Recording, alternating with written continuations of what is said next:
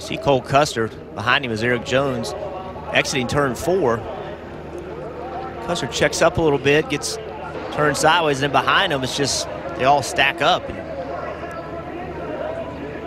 Double Zero lost a little momentum there from getting free after getting bumped. Close call by the 11 of Blake Cook. He shoots back up the racetrack. Daniel Suarez in the 18 also involved. Take another look, a closer look.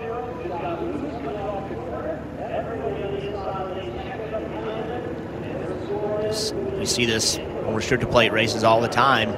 The problem starts 3 or 4 rows, and then it gets worse as the wreck continues. It's just that accordion effect. It's just like wrecking on an interstate. Somebody's keep coming, keep coming. That's up pit road. You all right, buddy? And the car smoking that was on the apron, we're trying to get a look at that one. It was smoking once it went by the finish line. Take a look then at Cole Custer, that move he makes, and then after he sees it, he's not going to be able to get back out on the track. He takes the ride right down pit road. Big impacts right here. These cars pushing each other. Obviously, they know they're in trouble. They're just locked up trying to slow the momentum down. You see that safer barrier work very well. Safer barrier absorbing some of the hit, so the drivers don't have to.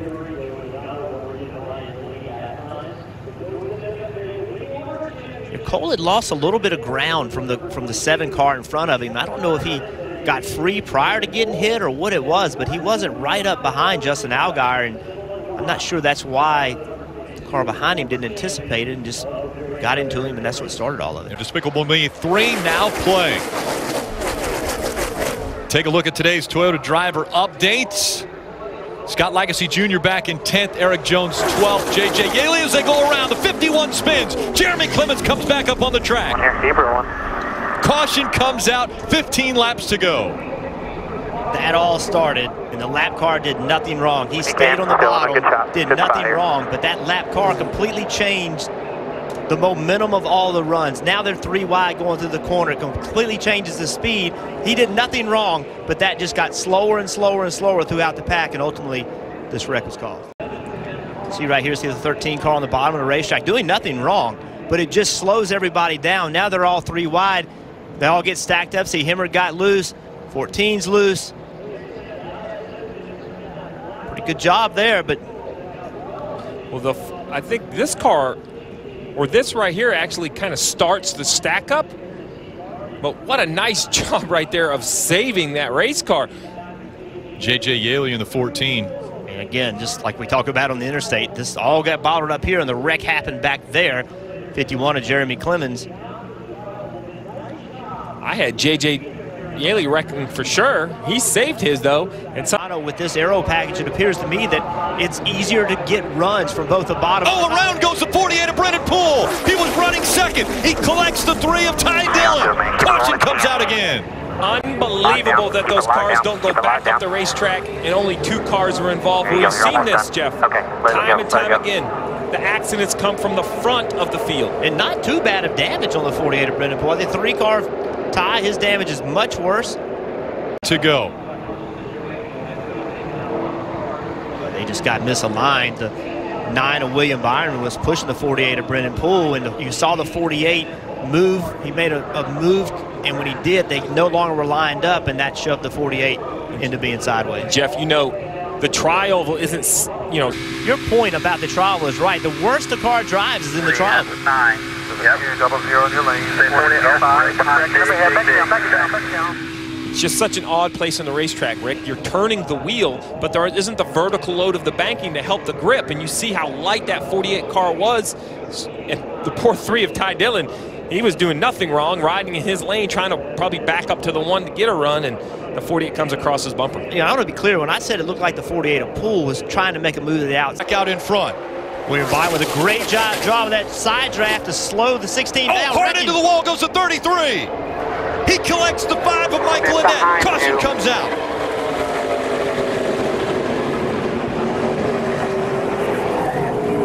Numerous cars get caught up in this one.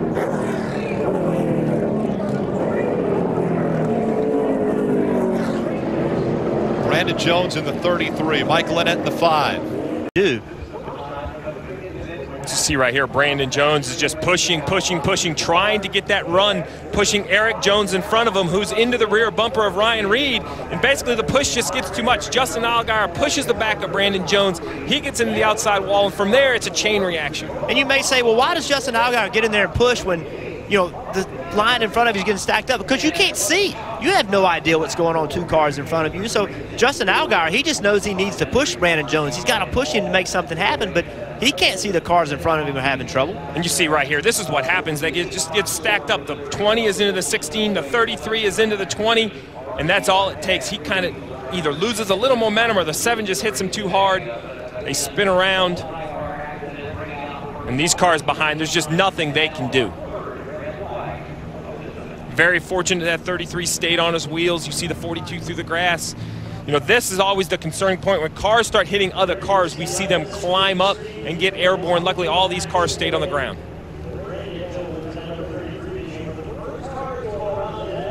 It's plate racing. It's Steve, you said they're all racing. They're racing for their teams, their fans. This is the nature of plate racing. You have to push. You have to shove. If you don't, your line never moves.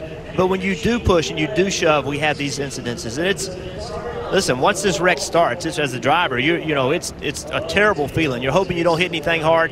You mentioned it. We've seen so many incidents where cars start flipping. It's a terrible feeling for a driver.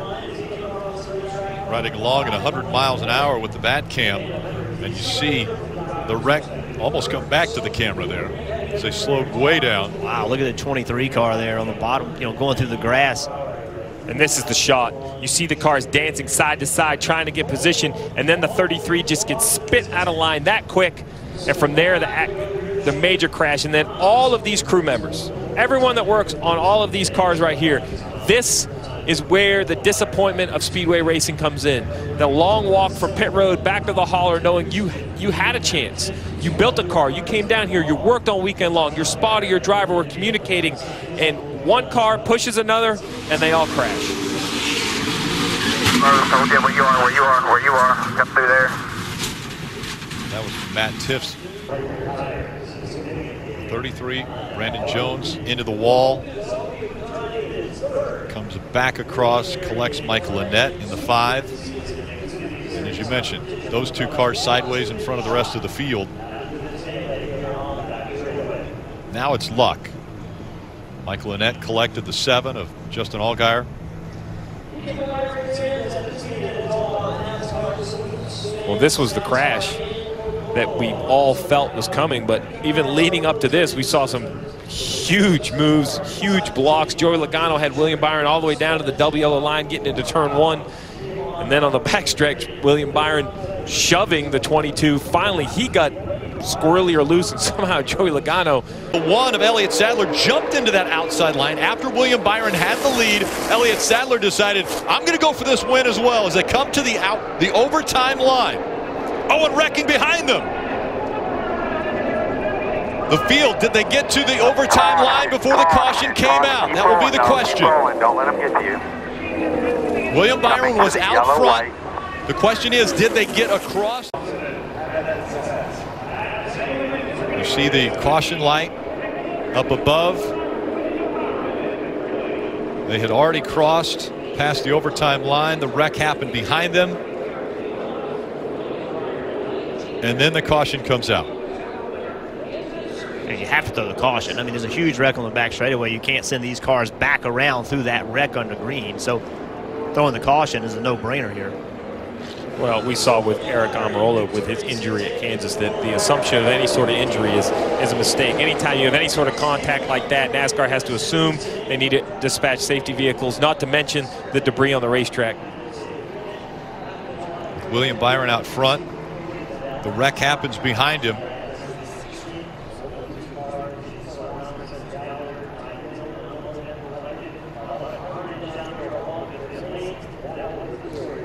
You know, Rick, it was kind of jumbled up from the word go. I mean, on board here with Scott Lagasse Jr. Look, he's looking at that 3rd lane, trying to get this run. And the 0 of Garrett Smithley. Either didn't know he was there or thought he could block that run. He moved up the racetrack, came across the nose. I mean, right there you can clearly see the yellow car back about 5 or 6 rows. The 0 comes across his nose. That's all it takes. Carolina making some aggressive moves this evening. Fun to see these young guys up front. When I asked Eddie Wood about him, he said, you know smoker what? off at turn 4, Marty. We got a smoker coming off at turn 4. That's the 15 going around DJ Kennington.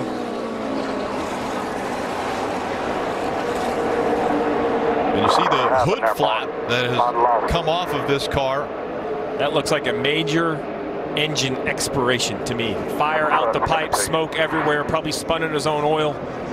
You see the smoke coming out of the pipes, clear indication it's an engine problem. That's the 3rd engine problem we've seen already on lap 15. So not real sure what's going on, but 3 on lap 15, that is a high rate of attrition. Well, and you know, Jeff, if there were more than 40 cars that were here, right, it's unbelievable. If there was more than 40 cars, you would think there'd be. Knock her down, get her rolling here if you can. She got KO'd. And the big one happens at Daytona.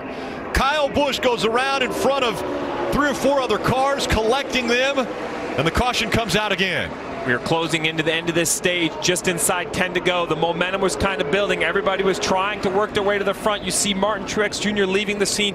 Heavy, heavy damage on the 78.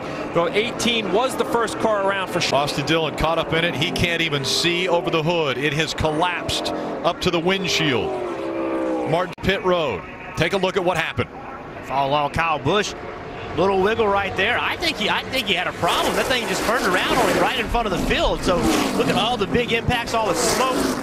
I didn't see any contact before he went around. I saw him wiggle, and then the car turned around sideways. Well, in front of the field was the key. This is the fear when it comes to Daytona. The accident in the middle of the pack. You have to be committed. You have to be wide open. Look how fast that happened. Joey Logano, a hard impact into Kyle Busch. You see the 42 of Kyle Larson, the 78 of Martin Truex Jr. He was many cars damaged. He was right in front of his brother. Kurt Busch was just behind him when he wiggled. Let's take a look riding along with Dale Jr. Right with Kyle Larson there. He locks it down, spins it to the inside. I don't see him hit anything too different. Nope, looks like just some minor damage.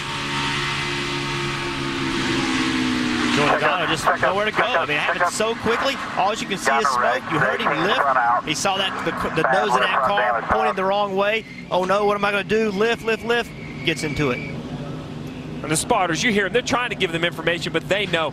I think it looks to me that the 18 had an issue or was having a handling issue. He was losing the car in front of him back against his brother's bumper, and I think the 41 turned around, not on purpose, but the 18 was slowing down, and you just cannot slow down in the packs. There's no doubt he started, so he's a really good road course, a really good super speedway crew chief, knows what he's got. 3 wide, we're wrecking. Oh, around goes the 24 of Chase Elliott. He had help. Trevor Bayne got caught up with him. The caution comes out.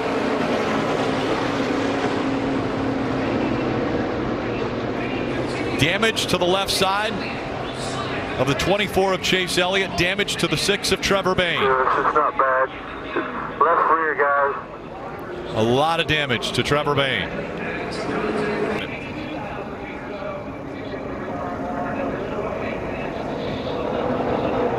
Once again, it's, I think, a situation where got 3 wide, and I'm not real sure Michael McDowell knew he was 3 wide. Car jumped up on the outside of him. He went to the right.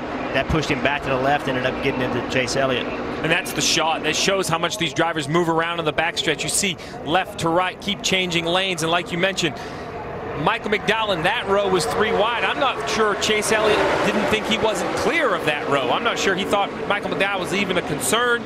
Between the two, they made contact. And you see right here,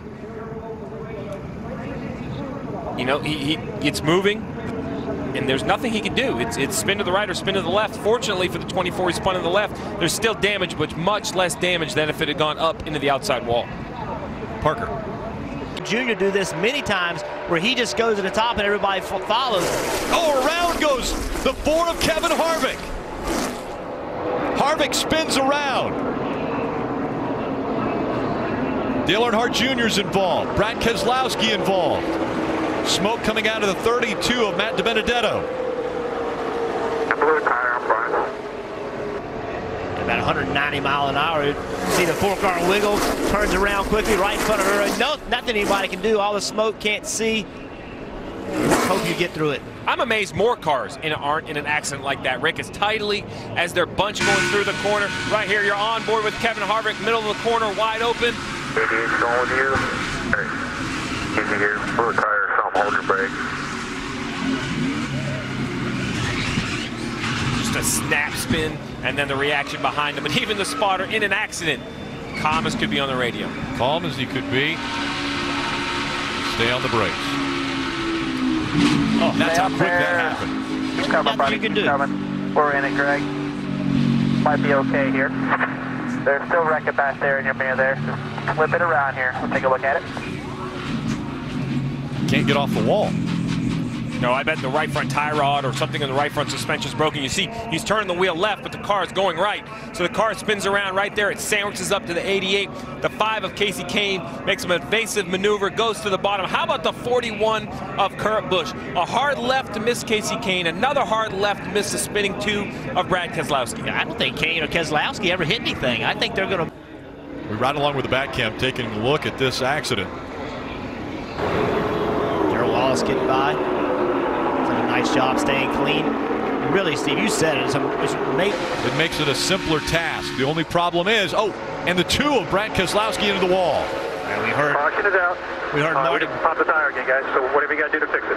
We're okay. Come and see you. We heard Marty with that report about a tire rubbing. So pretty much assure you the tire's rubbing and cut that right rear tire. Now they're going to be able to come to pit road. This also helps everyone else, though, as we see the 2 go around. Yeah, spectacular spin right here. Obviously, he did have a tire going down. Slides up the racetrack, makes contact with the wall, and he's taking the hard left-hand turn back to the garage. So 3. Outside line just did not go through turns 1 and 2. We have the 5 spinning off turn 2. Kasey Kahne goes around. If he stays off the wall, nope, we're not going to stay green. The caution comes out right away. You're good. Just get her back here. On the night. So see Kasey Kahne. A little bit of push from David Ragan, and it looks like too much of a push. It looks like Kasey gets up the racetrack, off turn 2. I don't know if he gets up the racetrack because the 38's pushing him, and then tries to come back down. And it's just too late at this point to be a better vantage point. It seems like Kasey, it looks like he's leaving for the middle lane, not the bottom of the backstretch, and the 38 was going to fill that hole. We mentioned it at the beginning of the show, how important it was for Kasey Kahne to have a good run, potentially get a win. He had moved up the racetrack and looked like he was trying to come back down, and David Ragan was already there. Right before back just a bit in that inside line, the 17 of Ricky Stenhouse Jr. Look at the hands on AJ Allgaier. Up in the air goes the 42 of Kyle Larson. Caution comes out. And another contact. Matt Kenseth hits. The 1 of Jamie McMurray flying down pit road.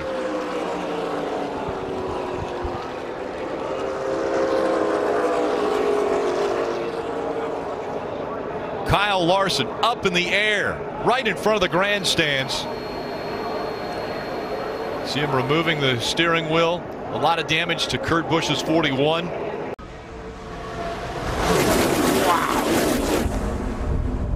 How did he get back on the ground without flipping? See right here, he gets down low. The 17 of Ricky Stenhouse tries to fill the upper lane. The 42 tries to.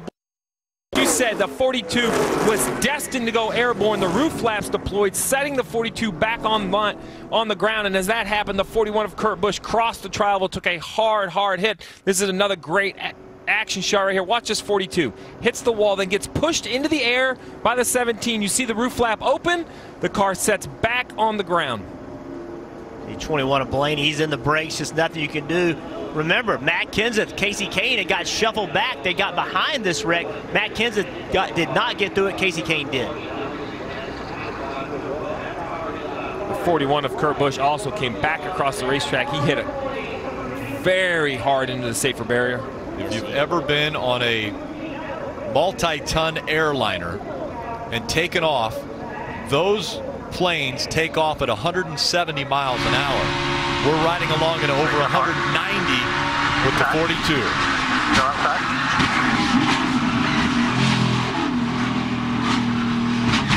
Hold it where you got it. Hold where you got it. His hands off the wheel for 90% of that. Took his hands off the wheel, hoping not to injure his hands or his wrist. room in front of the 14. And check up. What a sickening feeling. Looking out the windshield, a car in the air in front of you, not knowing what's going to happen. You see him down there on the bottom. The action starts happening on the outside. Then the 41 gets clipped, turns right, up the wall. Sure, one car came up, the other car came down. It's hard for me to see when it first starts. We always want to point fingers right here. They got together, but I mean, it's simple to me that I think Ricky Stenhouse has committed to the top. I think Kyle Larson was a lane down. He either did not know or thought he could protect against the 17. If I use the wall as a reference, the 17 is running straight. It's the 42 moving to the right, gets onto his bumper. But that's what you do. It's 6 to go at Daytona. You have to protect. You have to be aggressive. If the 42 can squeeze the 17 and perhaps get him to crack out of the throttle, he'll have a run down the front straightaway. I think it's important to note, though, when these cars are that close, inches apart from side to side, these cars don't track straight. When you get beside another car, it can push your car away. Sometimes it can pull it to it. So sometimes you have no wheel input whatsoever. You get into the guy in front of you. I just think that's close racing late in the race. I agree with you. Stenhouse never moves. He's perfectly straight here.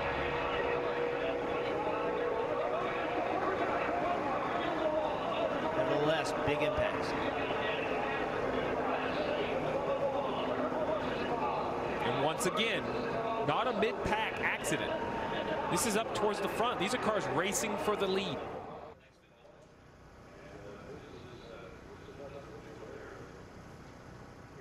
Up in the air. It's not the first time for Kyle Larson at Daytona where he has been up in the air in a car. Third win, could it come once again at a restrictor plate track?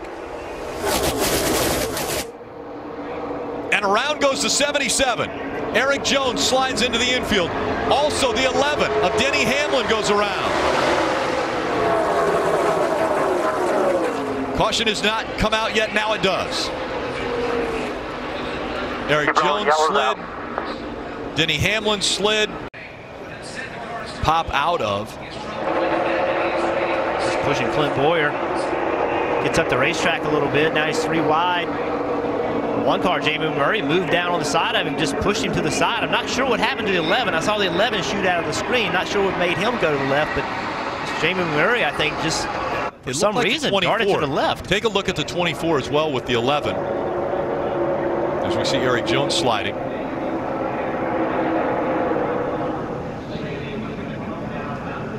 Maybe Jamie got hit from behind. You saw it go to the right, then it went to the left. For some reason, he wasn't turning the wheel like that for no reason. Something, whether he got hit or something happened for sure. Stenhouse Jr., white flag in the air. One more time around. Michael McDowell in the 95 running second. A slide by the 24 of Chase Elliott. That's before they get into turn 1. The